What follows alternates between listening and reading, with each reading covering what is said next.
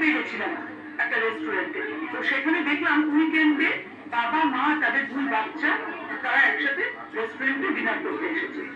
কিন্তু fortunately unfortunately প্রত্যেকে তাদের পার্সোনাল মোবাইল নিয়ে রয়েছে। কি করে তারা একসাথে টাইম স্পেন্ড করেছে বা কি করতে এসেছে এটা আমার মাথায় ঢুকলো না।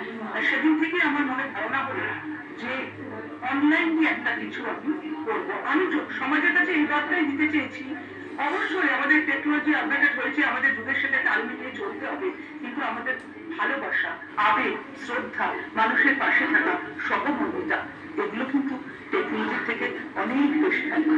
তাহলে এটা কত নম্বর ছবি? আমার পরিচালনা এটা 3 নম্বর ছবি।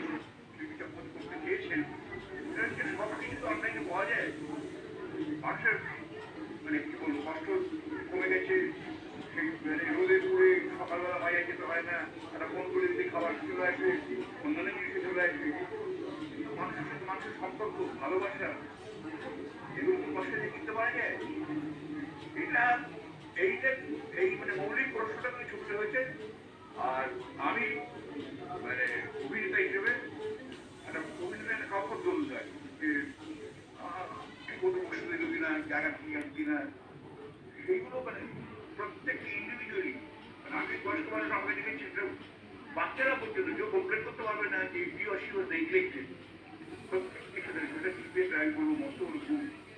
এবং আমি আমি আশা করি কামনা করি যে উত্তরটা আরো ফিরে হবে, হবেই বা। Report channel 10।